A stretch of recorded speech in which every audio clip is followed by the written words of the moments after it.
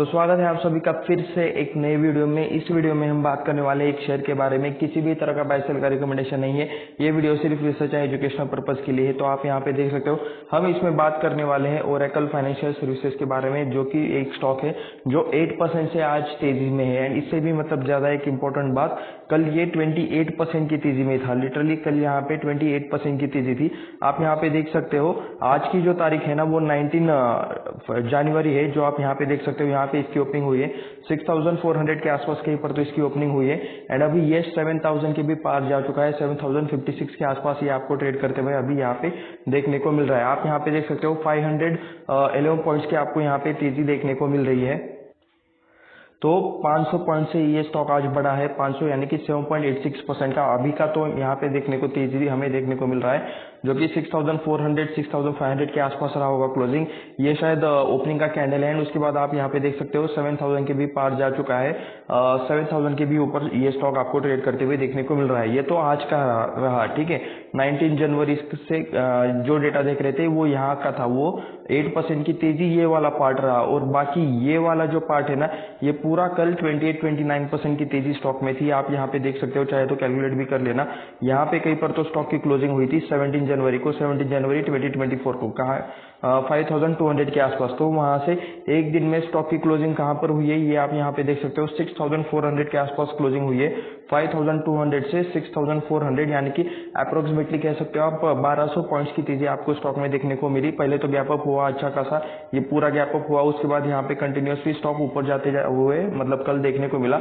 Literally 28% 29% का कल यहाँ पे तेजी था। स्टॉक ने अच्छी तेजी दिखाई। तो ऐसी तेजी क्यों दिखाई, एंड मतलब क्या स्टॉक के फंडामेंटल्स कैसे है, कैसे क्या स्टॉक के रिजल्ट आए हैं, इन सारी चीजों के बारे में हम इसी वीडियो में चर्चा करने वाले हैं। तो इस वीडियो के एंड तक बने रहे। अभी हम थोड़ा सा इस चार्ट को अलग अलग टाइम फ्रेम पर भी थोड़ा सा देख लेते हैं। इसके बाद हम ओरेकल फाइनेंशियल सर्विसेज के मतलब रिजल्ट देखेंगे इस कंपनी के। तो ये आप यहाँ पे देख सकते हो, ये हम वनडे के टाइम फ्रेम पर आ चुके हैं। तो जो मतलब तेजी इसमें चल रही थी, ओके, लास्ट के कह सकते हो 2024 में ये काफी भागा हुआ है। अदरवाइज इससे पहले ये 4400 के लेवल के आसपास था। उसके बाद इसने फिर से मतलब दो बड़े बड़े कैंडल्स दिखाए। एक्चुअली मतलब ये जनवरी महीने में ही सबसे ज्यादा तेजी आई है। एंड कितने दिनों में, ओके, 1 2, ये थर्ड, ये 4 5 6, ओके, लास्ट के 6 ट्रेडिंग सेशन में आपके यहाँ पे कह सकते हो कि काफी दमदार तेजी आई है। सिर्फ एक दिन यहाँ पे मतलब ये जो मतलब ये एक जो रेड कैंडल है उसमें थोड़ा सा कंसोलिडेशन किया था। अदरवाइज यहाँ पे लास्ट के 6 दिनों में, लास्ट के 6 ट्रेडिंग सेशन में ही सबसे ज्यादा तेजी आई है। ये अगर 28% का तेजी है, ये अगर 8% का तेजी है, तो ये 5% का तो एटलीस्ट कम से कम होगा ही। तो टोटल मिला के कह सकते हो कि 28 + 8 36, तो अप्रोक्सीमेटली 46 to 50% का तेजी, मतलब स्टॉक 50 सिर्फ लास्ट के 6 दिनों में 50% से भी ज्यादा बढ़ गया है। ऐसा चाहे तो आप यहाँ पे कह सकते हो। स्टॉक में अच्छी खासी तेजी हो चुकी है। 4400 से डायरेक्टली अभी ये 6963 के आसपास ट्रेड कर रहा है, जो कि अभी 7000 के आसपास ट्रेड कर रहा था लाइव, जो हमने देखा था वन डे के टाइम फ्रेम पर। आप यहाँ पे देख सकते हो, पहले तो मतलब ये 2023 के जून जुलाई में तो ये देख सकते हो 3600 के आसपास ट्रेड करता था, जिसने फिर से 4400 के हाई के आसपास बनाने की कोशिश की, फिर से थोड़ा सा नीचे आया। अभी यहाँ पे फिर से ये स्टॉक आपको ऊपर जाते हुए देखने को मिल रहा है। तो अभी हम इसका थोड़ा सा लॉन्ग टर्म का चार्ट पैटर्न देखेंगे। 1 मंथ के टाइम फ्रेम पर हम थोड़ा सा इसका डेटा देखने वाले हैं। तो यहाँ पर मैंने 1 मंथ के टाइम फ्रेम पर डेटा ओपन कर लिया है। आप यहाँ पे देख सकते हो, लिटरली इसमें से हर एक कैंडल 1 मंथ के टाइम फ्रेम का है। ये जो कैंडल है ये 1 मंथ का टाइम फ्रेम है, यानी कि ये सिर्फ जनवरी का कैंडल है। जनवरी 2024 का ये आपको कैंडल देखने को मिल जाएगा। इसमें कितना ज्यादा हाई वॉल्यूम आया है। एंड देख भी सकते हो, जनवरी से पहले ये 4000 के लेवल के आसपास ट्रेड कर रहा था, 4200 जो कुछ रहा होगा।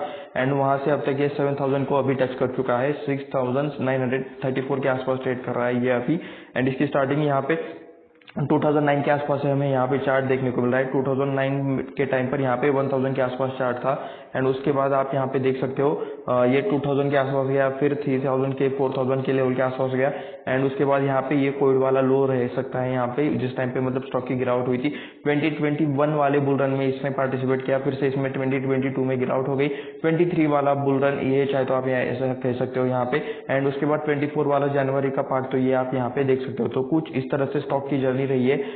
लॉन्ग टर्म में ठीक है, थोड़ा सा ठीक ठाक दिखने वाला ये चार्ट है। फंडामेंटली थोड़ा सा ओके अच्छा दिखने वाला ये चार्ट आपको यहाँ पे देखने को मिल रहा है। तो चलिए इसका जो रिजल्ट आए थे वो थोड़े से हम यहाँ पे चेक कर लेते हैं। इस कंपनी के रिजल्ट कैसे आए थे।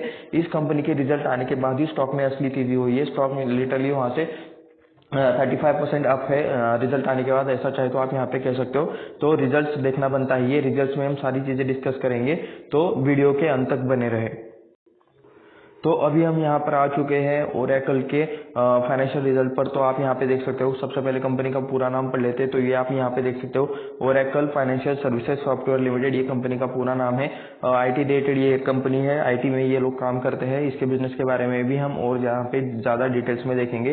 तो इनका मतलब रिजल्ट कब आया था, तो ये आया था 17 जनवरी 2024 को, मार्केट के क्लोजिंग के बाद आया था। सो 18 जनवरी को इसका इम्पैक्ट देखने को मिला। 18 जनवरी को स्टॉक एक तो गैप अप हुआ, गैप अप के बाद यहाँ पे डायरेक्टली मतलब तेजी आते आते तो मतलब आपको पता ही होगा 28% का तेजी लिटरली देखने को मिल रहा था।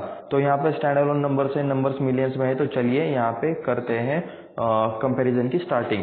तो ये स्टैंड अलोन नंबर है। तो चलिए यहाँ पे टोटल इनकम हमें सबसे पहले देखना है, नंबर मिलियंस में है, याद रखना। 14,552 मिलियंस का आपको यहाँ पे सेल्स देखने को मिल रहा है, जो कि लास्ट टाइम था 11,165 मिलियन का 14,552 मिलियन हुआ है। तो कह सकते हो लास्ट सितंबर क्वार्टर के कंपैरिजन में यहाँ पे ग्रोथ है। उसके बाद यहाँ पे लास्ट दिसंबर क्वार्टर का भी देख सकते हो, 11,338 मिलियन का है इनकम, जो कि अभी हो चुका है 14,552। तो ये भी यहाँ पे कह सकते हो। एक्चुअली ना ये स्टॉक ज़्यादा मतलब हाईलाइट में नहीं रहता, इस स्टॉक को मतलब ज़्यादा चर्चा में नहीं, ये स्टॉक नहीं रहता। तो मतलब जिस स्टॉक से उम्मीद ना हो, वो अगर थोड़ी बहुत भी अच्छे परफॉर्मेंस दिखा देता है, तो वहाँ पे मतलब ऐसी तेज़ी आपको यहाँ पे देखने को मिल जाती है। तो दोनों क्वार्टर के कंपैरिजन में यहाँ पे आपको अच्छी तेज़ी देखने को मिल रही है। 11,000 का डायरेक्ट 14,000 मिलियंस में हो चुका है। दोनों के कंपैरिजन में ये यहाँ पे इनकम में, इनके सेल्स में इंक्रीज होते हुए आप यहाँ पे देख सकते हो। उसके बाद इनकम से यहाँ पे एक्सपेंसेस माइनस करने रहते हैं, ये है एक्सपेंसेस।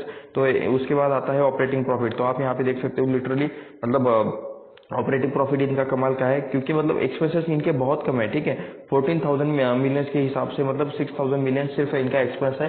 खर्चा इन्होंने काफ़ी कंट्रोल करके रखा है, ये बहुत अच्छी बात है बाय द वे, क्योंकि मतलब खर्चे में ही मतलब ज़्यादातर कंपनीज का मतलब निकल जाता है बहुत सारा प्रॉफिट, और इन्होंने खर्चा काफ़ी कंट्रोल करके रखा हुआ है। तो ये लिटरली काफ़ी अच्छी बात है। तो 14,552 मिलियन में से 6,046 मिलियन माइनस होने के बाद 8,505 मिलियंस का आपको यहाँ पे प्रॉफिट बिफोर टैक्स देखने को मिल रहा है। तो लिटरली आप यहाँ पे कह सकते हो कि 50% से भी ज़्यादा यहाँ पे इनका प्रॉफिट मार्जिन है। ऐसी कंपनीज मतलब काफ़ी अच्छी लगती है मुझे, क्योंकि मतलब ज़्यादा बिजनेस करने के बाद प्रॉफिट मार्जिन भी मतलब इनका अच्छा आ रहा है, खर्चे काफ़ी कम है। तो वरना अदरवाइज अगर कॉम्पिटिटिव फील्ड में अगर मतलब कॉम्पिटिटिव बिजनेस रहा, ठीक है, तो प्रॉफिट मार्जिन काफ़ी कम रहता है, वॉल्यूम्स के लिए काफ़ी मेहनत करनी पड़ती है। लेकिन देख सकते हो आप 6,000 मिलियन का यहाँ पे खर्चा हुआ है एंड 8,500 मिलियन का आपको यहाँ पे प्रॉफिट देखने को मिल रहा है, यानी कि 50% से भी ज़्यादा का यहाँ पे ऑपरेटिंग प्रॉफिट मार्जिन देखने को मिल रहा है। काफ़ी अच्छी बात है। तो थोड़ा सा हम कंपैरिजन कर लेते हैं। अभी 8,505 मिलियंस का प्रॉफिट आया है दिसंबर के क्वार्टर में। लास्ट के सितंबर क्वार्टर में यही प्रॉफिट 5,260 मिलियन का था। तो 5,200 का 8,500 हो चुका है, ग्रोथ आपको देखने को मिल रही है। एंड उसके बाद आप यहाँ पे देख सकते हो 5,680 मिलियंस का यहाँ पे 8,500 मिलियंस हो चुका है। तो दोनों के कंपैरिजन में, दोनों क्वार्टर के कंपैरिजन में आपको यहाँ पे ग्रोथ देखने को मिल रही है। उसके बाद आप यहाँ पे देख सकते हो net profit for the period, जो कि टैक्स देने के बाद का रहेगा। तो ये आप यहाँ पे देख सकते हो 7,000 मिलियंस का आपको यहाँ पे प्रॉफिट देखने को मिल रहा है दिसंबर क्वार्टर का, ठीक है, जो कि लास्ट टाइम था 3,936 मिलियन का। तो कह सकते हो कि मतलब लास्ट के सितंबर क्वार्टर के कंपैरिजन में ये दुगना हुआ है। एंड यहाँ पे आप ये देख सकते हो 4,304 का यहाँ पे हो चुका है 7,000। तो यहाँ पे भी आप यहाँ पे देख सकते हो कि प्रॉफिट में अच्छी खासी ग्रोथ है, नेट प्रॉफिट में अच्छी खासी ग्रोथ है। सितंबर क्वार्टर से तो यहाँ पे परफॉर्मेंस दुगना ही हो चुका है, लेकिन लास्ट के दिसंबर क्वार्टर से भी अच्छे खासे नंबर्स आए हैं कंपैरिजन में, ऐसा चाहे तो आप यहाँ पे कह सकते हो। उसके बाद हमें यहाँ पे चेक करना है ईपीएस में आप यहाँ पे देख सकते हो 80.83 का अभी ईपीएस चल रहा है, जो कि लास्ट टाइम था 45.50 का, एंड उससे पहले था 49.83 का। 49 का 80 हो चुका है, 45 का 80 हो चुका है। तो यहाँ पे ईपीएस में भी आपको अच्छा खासा जंप देखने को मिल रहा है। तो चलिए स्टैंड अलोन नंबर तो अच्छे थे। उसके बाद चलिए थोड़ा सा हम यहाँ पे ओके, तो इनका कुछ मतलब यहाँ पे ये है कि कितने कहाँ से कितना इनकम आया। तो ये आप यहाँ पे देख सकते हो फाइनेंस से कितना इनकम आया, तो 780 मिलियंस के आसपास है। Exchange gain loss net, okay, नहीं ये एक्चुअली मेन चीज़ नहीं है। थोड़ा सा हम नीचे चलते हैं, सेगमेंट, ओके, ये है मेन चीज़, ठीक है। सेगमेंट रेवेन्यू तभी मैं सोच रहा हूँ इतना छोटा क्यों लिखा हुआ है। ठीक है, तो ये आप यहाँ पे देख सकते हो कहाँ कहाँ से कितना इन्हें रेवेन्यू आया है। तो product license related activities and IT solutions and consultancy services से इन्हें टोटल आए हैं 13,748 मिलियंस। तो उसमें से आप यहाँ पे देख सकते हो प्रोडक्ट लाइसेंस रिलेटेड एक्टिविटीज से सबसे ज्यादा आए हैं 12,769 मिलियंस, इन्हें सिर्फ product license and related services से आया है। एंड बाकी IT सॉल्यूशन से इन्हें मिले हैं यहाँ पे 978 मिलियंस का यहाँ पे रेवेन्यू। तो ये आप यहाँ पे चेक कर सकते हो, आपको मतलब फाइनेंस इनकम भी यहाँ पे कुछ देखने को मिल जाएगी, अदर अनअलोकेटेड। तो मैक्स तो मतलब यही है, मेन जो चीज है वो इनके पास यही है कि प्रोडक्ट लाइसेंस रिलेटेड मतलब इनका बिजनेस चलता है, इनके कुछ सॉफ्टवेयर या फिर एप्स बने हुए होंगे तो उसके लाइसेंस रिलेटेड यहाँ पे चीजें रहती है। रिकरिंग इनकम जिस मतलब टाइप वाले बिजनेस से आता है, ये उस टाइप वाला बिजनेस है, एक बार एक सॉफ्टवेयर बनाओ उसको फिर बाद में बेचते रहो, उसका लाइसेंस बेचते रहो, तो ये कुछ उस टाइप वाला रहता है। उसके बाद IT सॉल्यूशन प्रोवाइड करते हैं, तो वहां से भी 978 मिलियंस का इन्हें यहाँ पे इनकम आती हुई आपको यहाँ पे देखने को मिल रहा है। तो ये आप यहाँ पे देख सकते हो SR बैटली वो इनकी तरफ से इनका ऑडिट होता है। तो यहाँ पे अभी हम यहाँ पे चेक करने वाले हैं कंसोलिडेटेड रिजल्ट, जो कि मेन रिजल्ट्स कंसिडर किए जाते हैं, जिसमें इनके सारी सब्सिडीज का सब कुछ मिला के इनकम देखने को मिलता है। वैसे नंबर्स अप्रोक्सीमेटली सेम ही देखने को मिल रहे हैं, 19,175 मिलियंस का आपको यहाँ पे इनकम देखने को मिल रहा है। दिसंबर क्वार्टर में 19,000 के आसपास का इनकम है अप्रोक्सीमेटली, जो कि लास्ट टाइम था 15,000 एंड उससे पहले था 14,900 का 19,000 हो चुका है, ग्रोथ है। 15,000 का 19,000 हो चुका है, तो दोनों के कंपैरिजन में आप यहाँ पे ऐसा कह सकते हो कि ग्रोथ आपको देखने को मिल रही है। इनकम से एक्सपेंसेस कर लेते हैं माइनस, तो बचता है ऑपरेटिंग प्रॉफिट। तो आप यहाँ पे देख सकते हो 9,341 मिलियंस का ऑपरेटिंग प्रॉफिट है, जो कि लास्ट टाइम था 5,900 का 9,300 हुआ है, तो ग्रोथ आपको क्लियरली देखने को मिल रही है। 6,198 का यहाँ पे 9,341 हुआ है। ओके, मैं फिर से मतलब एक चीज यहाँ पे एक्सप्लेन कर देता हूँ जिसको पता नहीं है। ये दिसंबर क्वार्टर है जिसमें अक्टूबर नवंबर दिसंबर के 23 के नंबर्स है। ठीक है, ये सितंबर क्वार्टर है, यानी कि अगस्त जून जुलाई अगस्त वाला तो मतलब एक रहता है, नहीं मार्च अप्रैल, मार्च के बाद वाला अप्रैल मई जून एक क्वार्टर रहता है। उसके बाद जुलाई अगस्त सितंबर एक क्वार्टर रहता है। तो ये जुलाई अगस्त सितंबर के नंबर्स है, ठीक है, हर 3 महीने के। और उसके बाद ये वाले जो नंबर्स हैं ये लास्ट ईयर के 2022 के नंबर्स है, ठीक है, कौन से, दिसंबर क्वार्टर के। तो ये कुछ इस तरह का कंपेरिजन रहता है। मैं आपको जिसको पता नहीं है मैं उसको बता देता हूँ। Net profit for the period में आप यहाँ पे देख सकते हो 7,408 मिलियंस का यहाँ पे प्रॉफिट है, जो कि लास्ट टाइम था 4,174 एंड उससे पहले था 4,300। तो लिटरली नंबर डबल के आसपास आए हैं, ऐसा चाहे तो आप यहाँ पे कह सकते हो। ठीक है, तो चलिए थोड़ा सा मतलब डबल से थोड़ा सा कम ही है, लेकिन फिर भी मतलब काफी अच्छी ग्रोथ कंपनी ने इस बार दिखाई है। 85.53 के आसपास इसका EPS देखने को मिला है, जो कि लास्ट टाइम 48 था। तो कह सकते हो EPS भी अप्रोक्सीमेटली डबल के आसपास ही आते हुए आपको यहाँ पे देखने को मिल रहा है। तो ये है कंसोलिडेटेड रिजल्ट कुछ। तो इसके बाद अभी हमें यहाँ पे चेक करना है। ओके, हमने मेन चीजें तो देख ली। क्या यहाँ पे सब्सिडीज का नाम लिखा हुआ है? तो जी हाँ, यहाँ पे इनके सब्सिडीज भी है, तो चाहे तो इसका direct subsidies and subsidies of subsidies, तो ये यहाँ पे चेक कर सकते हो, ये इनका ही ओरेकल का ही आपको ये देखने को मिल जाएगा। तो इसके बाद चलिए अभी हम यहाँ पे थोड़ा सा चेक करने वाले हैं कंपनी का बिजनेस रिलेटेड चीजें। तो रिजल्ट कंपनी का कुछ ऐसा है, रिजल्ट अच्छा है, रिजल्ट अच्छा आने की वजह से यहाँ पे स्टॉक कंटिन्यूसली भागते हुए आपको यहाँ पे देखने को मिल रहा है। तो अभी हम आ चुके हैं स्क्रीनर पर हम देखेंगे कि कंपनी का क्या क्या परफॉर्मेंस चलता है, कैसा परफॉर्मेंस चलता है। बिजनेस से रिलेटेड थोड़ी हम यहाँ पे चर्चा करेंगे, कंपनी से रिलेटेड मतलब सर्विसेज देखेंगे। फिर से एक बार क्लियर कर डिस्क्लेमर कि ये किसी भी तरह का बाय सेल का रिकमेंडेशन नहीं है। ये वीडियो सिर्फ रिसर्च या एजुकेशनल पर्पज के लिए है, इसमें किसी भी तरह का बाय सेल का रिकमेंडेशन नहीं रहेगा। आपको खुद से स्टडी करनी चाहिए, खुद से सारी चीजें ट्रैक करनी चाहिए। अगर खुद को नहीं आता तो एटलीस्ट फाइनेंशियल एडवाइजर रख के उससे राय ले ले। मतलब अगर आप दूसरे का सुनकर अगर आप कुछ भी करने जाते हो स्टॉक मार्केट में तो ज्यादा दिनों तक टिक नहीं पाओगे, स्टॉक मार्केट आपको ऑटोमेटिकली बाहर कर देगा। तो इसीलिए यहाँ पे पूरे डिटेल्स में यहाँ पे अच्छे से प्रॉपर स्टडी कर लेना। एंड ये किसी भी तरह का रिकमेंडेशन नहीं है बाय सेल का, ये मैं आपको क्लियर कट बोल देता हूँ अभी भी। तो कंपनी के थोड़ा सा बिजनेस के बारे में जान लेते हैं। Oracle financial services software limited provides financial software. तो फाइनेंशियल रिलेटेड सॉफ्टवेयर ये लोग प्रोवाइड करते हैं, फाइनेंस में ज्यादा काम करते हैं। कंपनी के नेम से ही ये आपको समझ में आ जाना चाहिए। कस्टम एप्लीकेशन डेवलपमेंट भी करते हैं। इन शॉर्ट आईटी कंपनी है, IT infrastructure management and outsourced business processing service to the financial industry. Finance related काम करते हैं ज्यादातर। कंपनी वॉज इनकॉर्पोरेटेड इन 1989 में कंपनी बनी। मुंबई में इनका मतलब शायद मेन ऑफिस रहेगा, मुंबई में बने थे ये, मुंबई में इनकॉर्पोरेशन हुआ था। Financial services software limited subsidiary of Oracle global Mauritius limited. तो ओरेकल का मतलब जो ग्लोबल लेवल का कंपनी है ये मतलब इसका सब्सिडी आपको यहाँ पे देखने को मिल जाएगा। Oracle financial services software limited का ये आपको सब्सिडी देखने को मिल रहा है।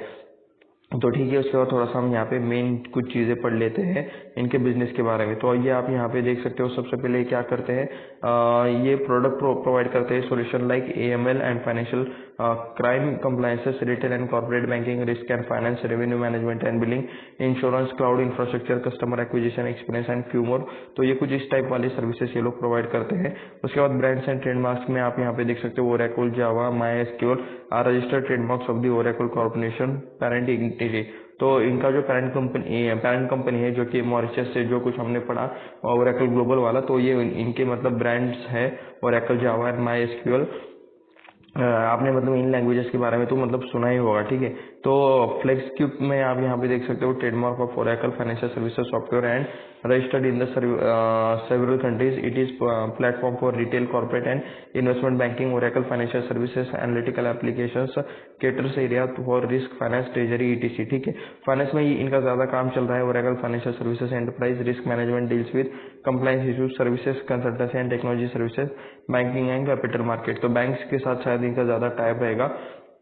प्रोडक्ट, इनके जो प्रोडक्ट है इनसे इन्हें 90% रेवेन्यू आता है, सर्विसेज से सिर्फ 10% रेवेन्यू आता है। शेयर ऑफ मेंटेनेंस फी तो ये आप यहाँ पे देख सकते हो 37 to 27% है इन FY16। कंसल्टिंग फीस 48% to 59% है। लाइसेंस फी 15 to 14% इनका देखने को मिल जाएगा। डाइवर्सिफाइड रेवेन्यू बेस में आप यहाँ पे देख सकते हो इंडिया से सिर्फ 10% बिजनेस आता है इनका, यूएसए से 23% आता है, रेस्ट ऑफ अमेरिका 7% आता है, यूरोप से 17% आता है, एशिया पैसिफिक से 23% आता है इनका business. Middle east and Africa से यहाँ पे 20% इनका यहाँ पे रेवेन्यू आते हुए आपको यहाँ पे देखने को मिल जाएगा।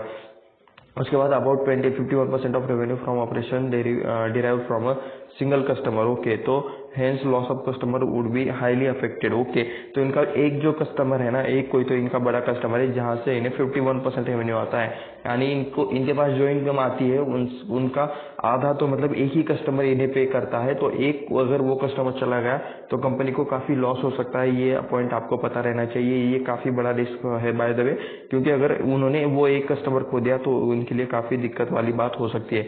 रिसर्च एंड डेवलपमेंट में आप यहाँ पे देख सकते हो 260 करोड़ कंपनी ने स्पेंड किए हैं रिसर्च एंड डेवलपमेंट एक्टिविटी के लिए FY19 में, were 5% of the total revenue. तो FY19 का वो 5% था, ऐसा कंपनी ने लिखा है। Dedicated in house research and development centre है back in more than 150 countries, ठीक है। तो मतलब पूरा 150 कंट्रीज का मतलब बैंक का चेक करके वो लोग रिसर्च डेवलपमेंट करते हैं। ये यहाँ पे ऐसा आपको पॉइंट्स देखने को मिल जाएंगे। एंड उसके बाद कुछ सब्सिडी रिलेटेड पॉइंट है। Penalty by bribing officials. Okay, तो FY22 company completed acquisition of India step down subsidy Oracle BPO services limited, now it's wholly owns direct subsidy of the company. Okay, तो ये Oracle subsidy own by main जो global company है वही own करती है, ये यहाँ पे लिखा है। The parent company was find 23 million for settle charges of driving officials in India, Turkey and UAE। तो इन्होंने कुछ मतलब इनके यहाँ के कुछ जो मतलब ऑफिसर्स रहते हैं उन्हें मतलब ब्राइब दिया था, ये आपको यहाँ पे देखने को मिल रहा है। ब्राइब यानी कि पैसा दिया था अपना काम करवाने के लिए, एक्स्ट्रा पैसा, या फिर कह सकते हो जिसे क्या कहते हैं हिंदी में, प्रॉपर वर्ड मुझे याद नहीं आ रहा, अगर आपको पता है तो नीचे कमेंट में बता दो। मराठी में मुझे पता है लास्ट देने, ऐसा कुछ तो मराठी में बोलते हैं। तो यहाँ पे ये आप यहाँ पे देख सकते हो, ठीक है। रिश्वत, जी हाँ, रिश्वत बोलते हैं। तो इन्होंने रिश्वत दी थी ऑफिशियल्स को अप्रोक्सीमेटली $23 मिलियन। ओके, इसके लिए इन्हें फाइन देना पड़ा था, $23 मिलियन का फाइन देना पड़ा था, या मतलब ऐसे इलीगल प्रैक्टिसेस करने के लिए। तो ये है कंपनी का थोड़ा सा यहाँ पे एनालिसिस थोड़ा सा बिजनेस वाला। तो ये जो हमने पढ़ा वो हम देखेंगे भी यहाँ पे इनके वेबसाइट पर जाकर।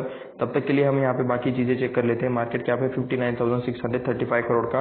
वैसे मतलब ये कंपनी मतलब लास्ट के मतलब 6 दिनों में जो मतलब 40% से भी ज़्यादा भागी है, तो वहाँ पे मतलब इस वजह से इसका मार्केट कैप काफ़ी बढ़ चुका होगा। तो इससे पहले तो मतलब ये छोटी कंपनी रही होगी, तो लास्ट के 6 दिनों में कह सकते हो आप इसका मार्केट कैप काफ़ी ज़्यादा बढ़ा होगा।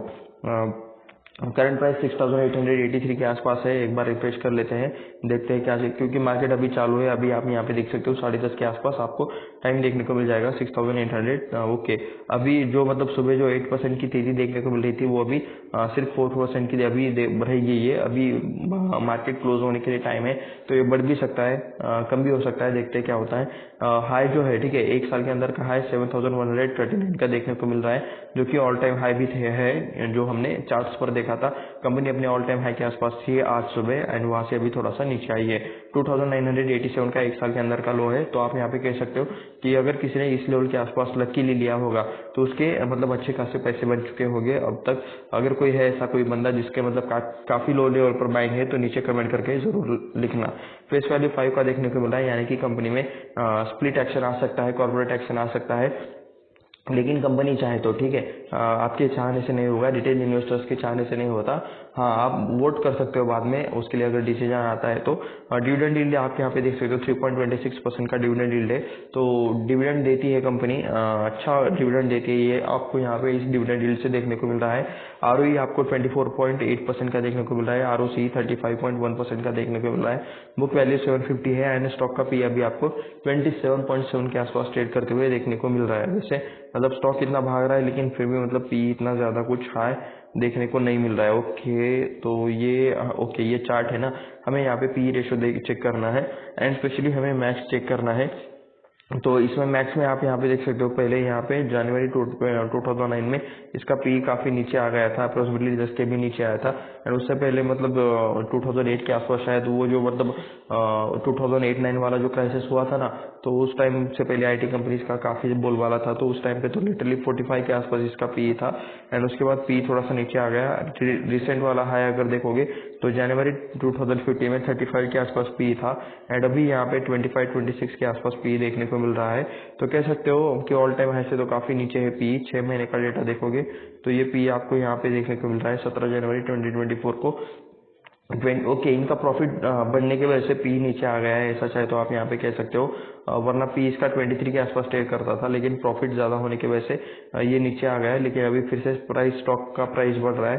तो ये जो मतलब 17 जनवरी का 20 का पी है वो अभी 28 का हो चुका है, सॉरी 27 का हो चुका है, ये आप यहाँ पे देख सकते हो। तो मार्केट क्लोजिंग के बाद ये प्राइस यहाँ पे एडजस्ट हो जाएगा। तो पी के हिसाब से तो मतलब पी ऑल टाइम से थोड़ा सा नीचे ही है, ऐसा चाहे तो आप यहाँ पे कह सकते हो। लेकिन फिर भी कंपनी काफी भाग रही है। रिजल्ट के बाद थोड़ा सा कूल ऑफ होना चाहिए। अगर किसी ने नहीं लिया है, ये किसी भी तरह का बाय सेल का रिकमेंडेशन तो नहीं है, लेकिन मैं तो ऐसे स्टेजेस में नहीं लेता, ऐसे फेज में नहीं लेता जब कंपनी कंटिन्यूसली भाग रही हो। मैं थोड़ा सा वेट करना प्रीफर करूंगा। आपको क्या लगता है? आप आपका डिसीजन नीचे कमेंट करके लिखना। ये किसी भी तरह का बाय सेल का रिकमेंडेशन नहीं है। मैं फिर से डिस्क्लेमर दे देता हूँ। Company has reduced debt, company ने मतलब कंपनी ऑलमोस्ट डेट फ्री, तो यानी कंपनी ने अपना कर्जा अच्छा खासा कम किया है, ऐसा चाहे तो यहाँ पे आप कह सकते हो। डिविडेंड ये अच्छा है, 3.44% का आपको डिविडेंड मिल रहा है कंपनी में। यहाँ पे गुड रिटर्न ऑन इक्विटी है, लास्ट के 3 सालों में 26% की रिटर्न है। अच्छा डिविडेंड ये लोग पे आउट कर रहे हैं 97.64% के आसपास। ओके, डिविडेंड इनका अच्छा मिल रहा है, मतलब डिविडेंड रिलेटेड रिकॉर्ड भी चाहे तो हमें चेक करना चाहिए।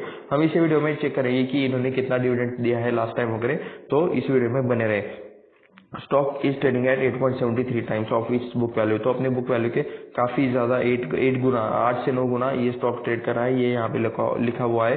कंपनी ने लास्ट के मतलब पुअर सेल्स ग्रोथ है, ठीक है, लास्ट के 5 सालों में थोड़ा सा जो सेल्स ग्रोथ है वो थोड़ा सा आपको यहाँ पे पुअर देखने को मिल रहा है। उसके बाद पेयर कंपेरिजन में आप यहाँ पे देख सकते हो, लिटरली इसका कंपेरिजन हो रहा है यहाँ पे छोटे आईटी कंपनीज के साथ, जहाँ पे मतलब कुछ दिनों पहले यहाँ पे टाटा एलेक्सी नंबर 1 पर देखने को मिलती थी, जो अभी 3rd नंबर पर जा चुकी है। टाटा टेक्नोलॉजीज 2nd नंबर पे देखने को मिलता था, जो अभी 4th नंबर पे जा चुका है। परसिस्टेंट अभी 1 नंबर पर आ चुका है 60,000 के मार्केट कैप के साथ, PE 59 के आसपास चल रहा है परसिस्टेंट का। उसके बाद हो रहा है गल्फ फाइनेंशियल सर्विसेज, ये कंपनी मतलब डायरेक्टली 2nd नंबर पर आ चुके हैं 59,000 के मार्केट कैप के साथ, जो कि मतलब स्टॉक कितना बढ़ने के बाद इसका मार्केट कैप बढ़ चुका है, ऐसा चाहे तो आप यहाँ पे कह सकते हो। उसके बाद केपेटी टेक्नोलॉजीज 5 नंबर, पीबी फिनटेक, कोफोर्ज, ये सारी चीजें कंपनीज आपको नीचे देखने को मिल रही है। पी कंपेयर करना है, केपीआईटी का 86 चल रहा है, टाटा टेक्नोलॉजीज का 74 चल रहा है, टाटा एलेक्सी का 64 चल रहा है। तो उस हिसाब से भी मतलब कह सकते हो पी काफी कम है। बाकी के सारे जो मतलब बड़े प्लेयर्स है, टाटा टेक्नोलॉजी का तो आप सभी को पता है, जस्ट आईपीओ आया है, जस्ट लिस्टेड कंपनी है। उसके बाद ये टाटा एलेक्सी भी मतलब काफी पुरानी कंपनी है, इसके बारे में भी आपको यहाँ पे चीजें पता ही होगी। तो चलिए मतलब बाकी सेक्टर के कंपैरिजन में भी आपको इसका पी काफी कम देखने को मिल रहा है, ठीक है। प्रॉफिट अच्छा आने की वजह से पी डाउन हो गया एंड लेकिन फिर भी मतलब स्टॉक बढ़ रहा है, तो फिर से मतलब पी थोड़ा सा पी 23-24 के आसपास था। स्टॉक मतलब रिजल्ट अच्छे आने की वजह से पी डाउन हो गया, लेकिन स्टॉक बढ़ने की वजह से शायद पी फिर से अभी बढ़ते हुए आपको यहाँ पे देखने को मिल रहा है। अभी 27 के आसपास पी चल रहा है। तो यहाँ पे कुछ क्वार्टरली रिजल्ट्स है, यानी कि कौन से क्वार्टर में कैसा परफॉर्मेंस किया है। जैसे हमने पीडीएफ में देखा कि मतलब पीडीएफ में हमने 3 क्वार्टर कंपैरिजन किए थे। यहाँ पे हम दिसंबर 2020 से यहाँ पे दिसंबर 23 तक सारे क्वार्टर का कंपैरिजन करने वाले हैं कि कैसा यहाँ पे परफॉर्मेंस चल रहा है। तो 1238 करोड़ का यहाँ पे दिसंबर क्वार्टर का यहाँ पे सेल था, वो 1200 की रेंज, 1300, 1200, 1200, 1400, 1300, 1400, 1400, 1800। तो देख सकते हो ये दिसंबर का यहाँ पे प्रॉफिट अपडेट हो चुका है। 1824 करोड़ का यहाँ पे प्रॉफिट कंपनी ने किया है, ये आप यहाँ पे देख सकते हो। तो ये मैं सारी चीजें आपको एक बार समझा देता हूँ। तो इसमें से एक्सपेंसेस भी किए हैं कंपनी ने, तो इतना 1824 करोड़ कमाने के लिए 955 करोड़ का एक्सपेंस किया है। तो 1824 में से एक्सपेंसेस माइनस करेंगे, इनकम में से एक्सपेंसेस माइनस करेंगे, तो ऑपरेटिंग प्रॉफिट आता है 869 करोड़ का। तो ये कितना है, ये रेवेन्यू के कितना परसेंटेज है, तो ये आप यहाँ पे देख सकते हो। सेल्स के ये 48% है, ठीक है। तो यहाँ पे 869 करोड़ का आपको यहाँ पे ऑपरेटिंग प्रॉफिट देखने को मिल रहा है, जो कि सेल्स के 48% है, जिसे कि ऑपरेटिंग प्रॉफिट मार्जिन कहा जाता है। कितना परसेंट प्रॉफिट है रेवेन्यू का, तो इसे ऑपरेटिंग प्रॉफिट मार्जिन कहा जाता है। प्रॉफिट मार्जिन से आपको समझ में आ चुका होगा कि मैं क्या बोल रहा हूँ, ठीक है। उसके बाद ये अदर इनकम है। अदर इनकम यानी कि क्या, मतलब वो इनकम जो कंपनी के मेन बिजनेस स्ट्रीम से नहीं आया है, मेन इनकम सोर्स नहीं है, मेन रेवेन्यू से नहीं आया है। जैसे कोई किराने की दुकान है, तो वो जो प्रोडक्ट बेचते हैं वो इनका मेन इनकम रहेगा, ठीक है। लेकिन अगर वो मतलब उनकी किराने की दुकान में अगर कोई एक टेबल है जिनके ऊपर प्रोडक्ट रखे जाते हैं, तो अगर वो टेबल बेचते हैं तो वो उनका मेन बिजनेस नहीं है, ठीक है। तो उन्होंने उनका एक एसेट बेचा, उन्होंने उनका कुछ प्रॉपर्टी बेचा, तो वहां से उन्हें पैसा आया, या फिर उन्होंने कुछ सर्विस बेची होगी, तो मतलब मेन इनकम छोड़कर बाकी जो सोर्सेस से पैसा आता है उसे अदर इनकम कहा जाता है। तो वो यहाँ पे आपको 94 करोड़ का देखने को मिल रहा है। तो उसके बाद ये आप यहाँ पे देख सकते हो, इंटरेस्ट एंड डिप्रिसिएशन में कंपनी के ऊपर किसी तरह का मतलब थोड़ा सा लायबिलिटी रहेगा, कुछ कर्जा रहेगा, तो उसका इंटरेस्ट एंड डिप्रिसिएशन यहाँ पे माइनस हो जाएगा, ये पैसे देने पड़ते हैं। तो मैं फिर से आपको बता देता हूँ, अदर इनकम प्लस हो जाता है, इंटरेस्ट माइनस हो जाता है, डिप्रिसिएशन माइनस हो जाता है। तो सारी चीजें घटाकर बढ़ाकर आप यहाँ पे देख सकते हो 934 करोड़ का प्रॉफिट बिफोर टैक्स आया है। तो प्रॉफिट किया है तो टैक्स देना पड़ेगा, तो 21% का टैक्स देने के बाद 741 करोड़ का प्रॉफिट यहाँ पे आपको नेट प्रॉफिट देखने को मिल रहा है। कंपनी को नेट प्रॉफिट 741 करोड़ का हुआ है। तो बाकी की चीजों मतलब आप ये बाकी का परफॉर्मेंस चाहे तो मतलब कंपेयर कर सकते हो, चाहे तो स्क्रीनशॉट भी ले सकते हो, ठीक है। तो उसके बाद चलिए हमें यहाँ पे नेट प्रॉफिट कंपेयर करना रहता है। 430 करोड़ का नेट प्रॉफिट था दिसंबर 2020 में, वो 400 की रेंज में हो गया। उसके बाद 400 ओके, फिर से 400 500 की रेंज में चला गया जून 23 में। चलिए उसके बाद फिर से 400 की रेंज में आ गया, एंड यहाँ पे दिसंबर में काफी अच्छे कंपनी ने नंबर्स दिखाया, 741 करोड़ का नंबर दिखाया, डायरेक्टली यहाँ का दुगना हो गया। तो कह सकते हो कंपनी एक ही रेंज में ट्रेड करती थी, एंड उसके बाद यहाँ पे कंपनी ने डायरेक्टली यहाँ पे थोड़ा सा अप साइड वाला प्रॉफिट दिखा है। इस टाइम वाले नंबर्स काफी अच्छे दिखाए, ये चाहे तो आप यहाँ पे ऐसा कह सकते हो। तो मतलब कंसिस्टेंट परफॉर्मेंस है, लेकिन कंसिस्टेंट ग्रोथ आपको यहाँ पे ज़्यादा देखने को नहीं मिल रही है। मतलब कंपनी ग्रोथ कर रही है लेकिन काफ़ी थोड़ा सा मतलब बहुत ज़्यादा एक रेंज में घूमने के बाद ये कंपनी दो ग्रोथ करते हुए आपको यहाँ पे नज़र आ रही है। ये मेरा व्यू है, ठीक है। आपका व्यू क्या लगता है, आपको इस कंपनी के मतलब ग्रोथ के बारे में क्या लगता है, नीचे आप मुझे कमेंट करके जरूर बताना। अब तक जो हमने देखा वो क्वार्टरली एनालिसिस था, जिसमें मतलब 3 महीने का, हर 3 महीने का परफॉर्मेंस था। अभी हम यहाँ पे जो देख रहे हैं वो पूरा 1 साल का मिलकर परफॉर्मेंस रहता है। तो मार्च 2012 में आप यहाँ पे देख सकते हो 3147 करोड़ का यहाँ पे सेल हुआ था, वो 3400 हो गया, 3700, 4000 की रेंज, 4500, 4900, 5000 एंड 5600। ओके, यहाँ पे आपको ग्रोथ देखने को मिल रही है। यहाँ पे आपको ग्राफ ऊपर जाते हुए देखने को मिल रहा है। 3000 से 5698 हुआ है। एंड ये टीटीएम वाला चीज क्या रहता है, तो टीटीएम यानी कि क्या, यानी कि ये मार्च 23 का तो हो चुका है, मार्च 24 का अब तक के 3 क्वार्टर के रिजल्ट आ चुके हैं, जो कि जून क्वार्टर रहता है, सितंबर क्वार्टर रहता है एंड दिसंबर क्वार्टर। तो 3 क्वार्टर का मिला के आप यहाँ पे परफॉर्मेंस देख सकते हो। ये 3 क्वार्टर का परफॉर्मेंस है। इसमें एक और क्वार्टर ऐड होने के बाद यहाँ पे मार्च 24 का नंबर आ जाएगा टोटल कंप्लीट मिलाकर। तो ये बात मैं आपको समझा रहा हूँ। अभी टीटीएम को इग्नोर कर देते हैं क्योंकि टीटीएम वाला परफॉर्मेंस तो हमने देख लिया। 2012 से लेकर 2023 तक कैसा परफॉर्मेंस था यही चेक कर लेते हैं, ठीक है। तो सेल्स में तो ग्रोथ है, ये हमने देखा 3000 का यहाँ पे 5600 हुआ है। तो सेल्स में एटलीस्ट एक कंसिस्टेंट ग्रोथ कर रहे हैं, चार्ट इनका ऊपर ही जा रहा है, ये चाहे तो आप यहाँ पे कह सकते हो।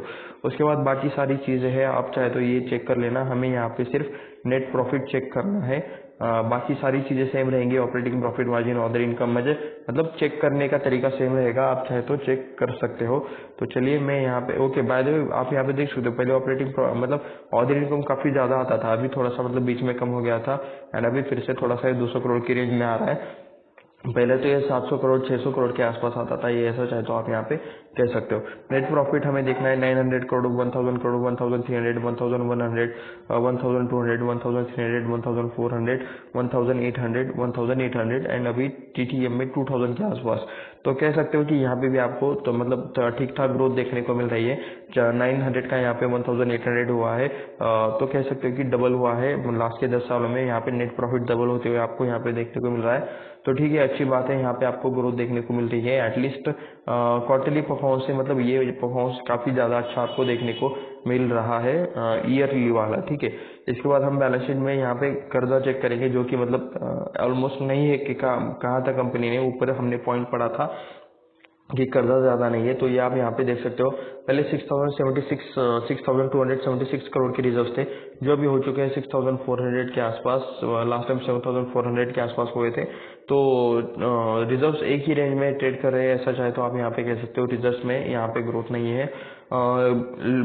बोरिंग में, कर्जे में यहाँ पे आपको लॉन्ग टर्म बोरिंग देखने को नहीं मिल रही है, शॉर्ट टर्म बोरिंग देखने को नहीं मिल रही है, यानी कि कंपनी ऑलमोस्ट डेट फ्री के आसपास है। ये छोटे मोटे कुछ कर्जे है, कुछ छोटे मोटे सेटलमेंट रहते हैं, lease liability and other boring related. Fix asset देख सकते हो 981 करोड़ का फिक्स एसेट था, वो भी मतलब सेम उसी रेंज में आपको यहाँ पे देखने को मिल रहा है।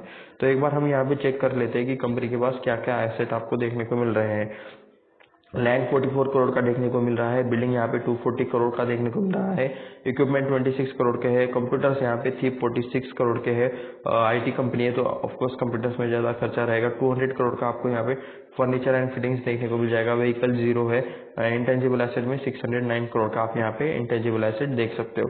तो चलिए थोड़ा सा हम नीचे चलते हैं। अभी हम यहाँ पे शेयर होल्डिंग पैटर्न देखेंगे। तो 72.78% प्रमोटर्स के पास यहाँ पे पहले 74% था, तो थोड़ा सा इन्होंने 1-1.5% के आसपास हिस्सा बेचा है यहाँ पे। तो 72.78% प्रमोटर्स के पास है, फिर भी काफी ज्यादा हिस्सा प्रमोटर्स के पास है, ऐसा चाहे तो आप यहाँ पे कह सकते हो। एफआईज यहाँ पे 14% है, जो यानी एफआईज यानी कि क्या, जो बाहर के देश से मतलब इंडिया में इन्वेस्ट करते हैं, बड़े बड़े इंस्टीट्यूशंस या फिर एफआईआईज बड़े म्यूचुअल फंड्स बाहर के देश वाले जो इंडिया में इन्वेस्ट करते हैं वो वाले, ठीक है। वो पहले 14% थे, वो अभी 6% बढ़ चुके हैं।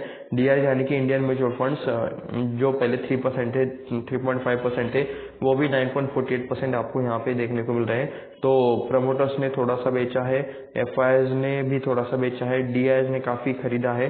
पब्लिक देख सकते हो 7% पहली थी, अभी यहाँ पे 10% के आसपास पब्लिक देखने को मिल रहे हैं। तो एफआईआईज है, डीआईज है, प्रमोटर्स का भी मतलब काफी अच्छा आपको यहाँ पे से अच्छा वाला होल्डिंग 72.78% का होल्डिंग देखने को मिल रहा है। एंड ये पेरेंट कंपनी की सब्सिडरी है ओरेकल ग्लोबल मॉरिशस लिमिटेड, तो उनके पास ये सारे शेयर्स देखने को मिल रहे हैं 72.78%। एफआईएस में यहाँ पे पहले कौन रहता था, तो चलिए ये हम थोड़ा सा यहाँ पे चेक कर लेते हैं।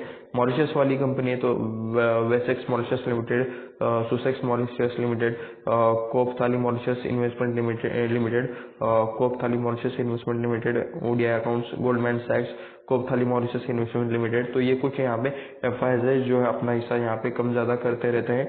डीएस में आप यहाँ पे देख सकते हो एलआईसी एंड एचडीएफसी ट्रस्टी का नाम आपको यहाँ पे देखने को मिल जाएगा। एलआईसी के पास 3.87% का ही हिस्सा था। अब का लेटेस्ट का तो मतलब डेटा अपडेट होने के लिए टाइम लगता है, लेकिन पहले हिस्सा था। मतलब ये अभी भी हो सकता है, ठीक है। यहाँ पे डेटा कंटिन्यूसली अपडेट होता रहता है एंड थोड़ा सा टाइम भी लगता है अपडेट होने के लिए। हो सकता है कि किसी ने आज ही खरीदा हो, आज ही बेचा हो, तो जब भी आप चेक कर रहे हो उस टाइप के हिसाब से सारी चीजें चेक करें। एचडीएफसी एचडीएफसी तो एचडीएफसी एंड एलआईसी ये दो म्यूचुअल फंड्स आपको यहाँ पे कम ज्यादा अपना हिस्सा करते हुए देखने को मिल जाएंगे। तो उसके बाद अभी हम यहाँ पे थोड़ा सा ये देखेंगे कि कितने टाइम में कितने रिटर्न्स दिए हैं इस स्टॉक ने। तो सबसे पहले मैं इसे रिफ्रेश कर लेता हूँ, क्योंकि अभी तो मतलब स्टॉक थोड़ा सा नीचे आ चुका था।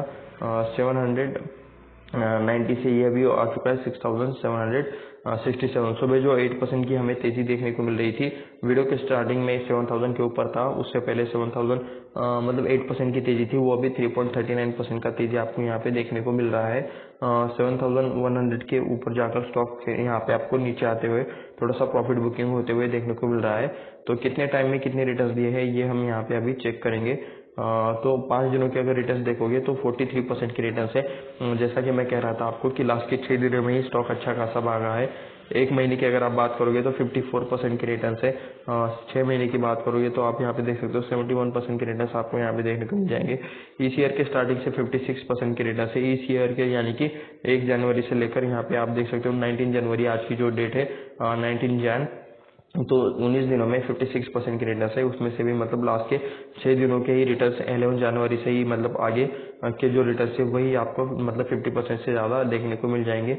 इस एक 12 महीने में यहाँ पे 119% की रिटर्न्स है, यानी कि स्टॉक डबल हुआ है एक साल में। वैसे मैक्सिमम तो मतलब लास्ट के 6 दिनों में ही भागा है। 5 सालों का देखोगे तो 82% के रिटर्न्स देखने को मिल रहे हैं। 5 साल के कंपेरिजन वाले कम है, ओके। एंड ऑल टाइम का अगर आप चेक करोगे तो वो भी मतलब काफी मतलब उतना ज्यादा देखने को अच्छे नहीं मिल रहे हैं।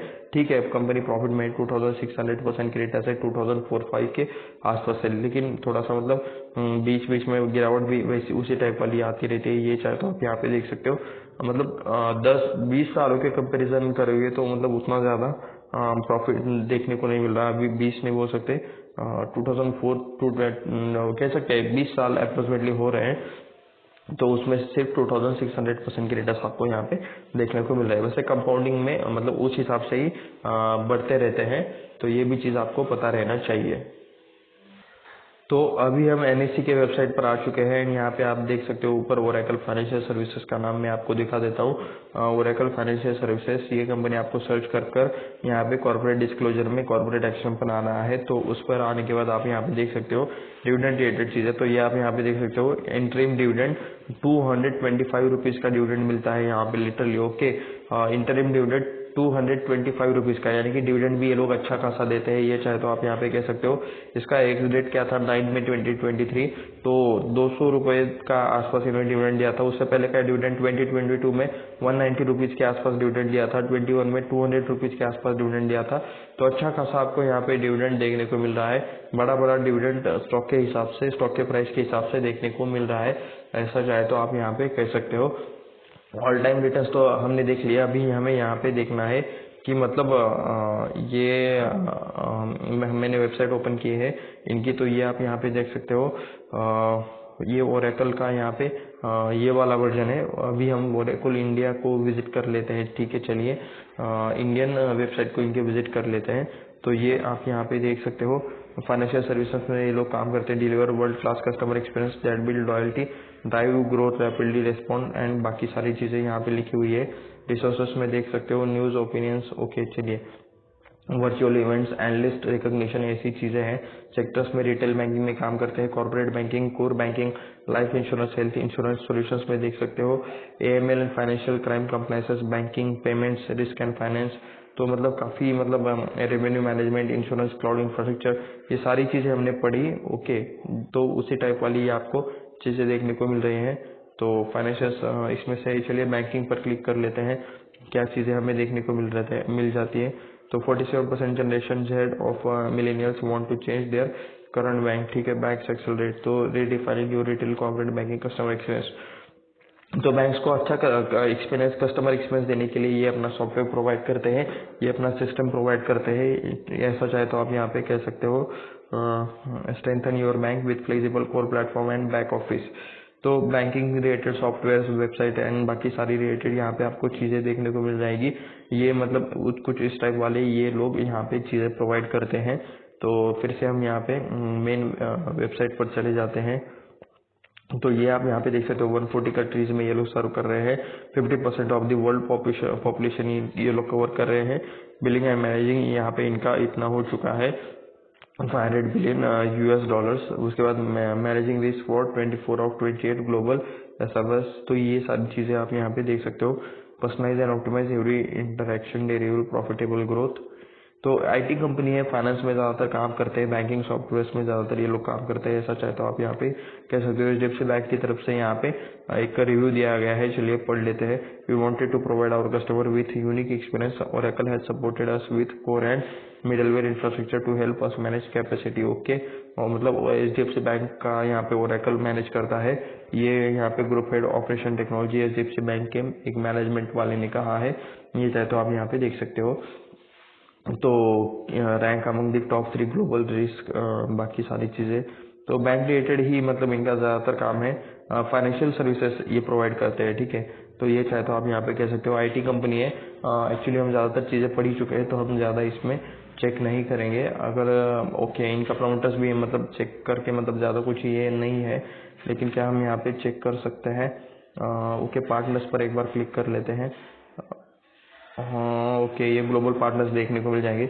कस्टमर्स में जी नहीं, क्योंकि मतलब यहाँ पे मुझे नहीं लगता कि क्लाइंट वाले डिटेल्स आपको देखने को मिल जाएंगे। लेकिन बैंक रिलेटेड काम है, फाइनेंस रिलेटेड काम कंपनी करती है। तो ये था एक ओरेकल रिलेटेड छोटा सा एनालिसिस वाला वीडियो। ये वीडियो किसी भी तरह का बाय सेल का रिकमेंडेशन नहीं था। ये वीडियो सिर्फ रिसर्च एंड एजुकेशनल पर्पज के लिए था। ये मैं आपको फिर से एक डिस्क्लेमर दे देता हूँ। एंड ऐसे ही और वीडियोस देखने के लिए चैनल को सब्सक्राइब करें, वीडियो को लाइक करें एंड अपने दोस्तों के साथ शेयर भी करें। मिलते हैं नेक्स्ट वीडियो में, धन्यवाद।